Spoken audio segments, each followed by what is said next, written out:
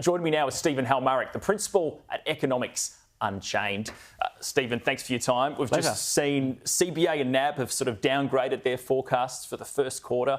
You're expecting it to be pretty weak economically? Yeah, unfortunately, it looks like the first quarter GDP numbers are going to be pretty soft, maybe around 0.3%, 0.2%, 0.3% for the quarter. That's slower than the fourth quarter of last year, which was 0.6%. Continues this very subdued economic environment that we've had for a number of years now. Perhaps more importantly, the GDP per capita number is likely to fall again. So we've seen this big decline in GDP per capita over the last two or so years. So an environment where economic growth continues to be pretty modest. Yeah, well, obviously these are backwards-looking numbers, GDP from the first 3 months this year. But do you think this quarter's faring any better than the previous one? Or? Well, the big change, of course, is that the Reserve Bank start cutting interest rates. So it has started cutting rates. So we had the first rate cut in February. Now that's unlikely to have affected the first quarter GDP numbers that come out tomorrow. We've already had the second cut, and I expect some more cuts in the months ahead. So those interest rate cuts are going to be a really important part of seeing a bit of acceleration in economic growth this year. The annual growth rate in the March quarter is probably going to be around about 1.25%. We expect it to be closer to 2% at the end of the year, but that will rely very heavily on the RBA continuing to ease monetary policy.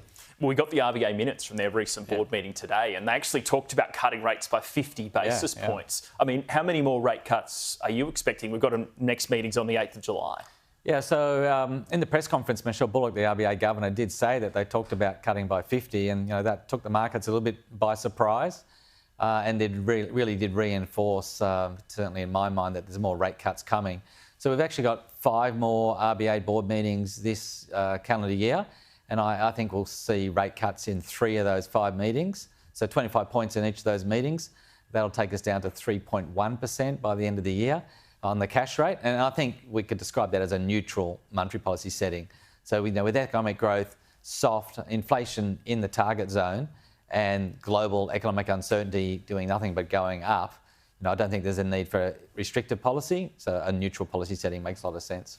Well, look, this week in partnership with Macquarie Uni, you've released a business outlook scenario survey asking businesses about the impact of tariffs. What have you found out? Yeah, so this is a survey conducted by Macquarie University, and I'm helping them a bit with that. Surveys 500 companies on not just what they think is going to happen, but some of the scenarios around the outlook. So not surprisingly, trade-exposed companies in Australia are already seeing a bit of an effect from the tariff war, if we can call it that. This was data from May. So internationally trade-exposed companies are seeing that effect.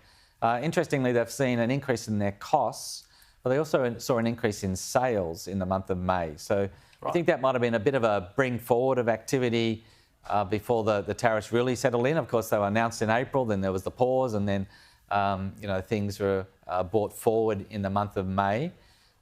So increased uncertainty, being a bit of bring forward of activity, but that volatility is not a conducive environment for a big increase in business investment.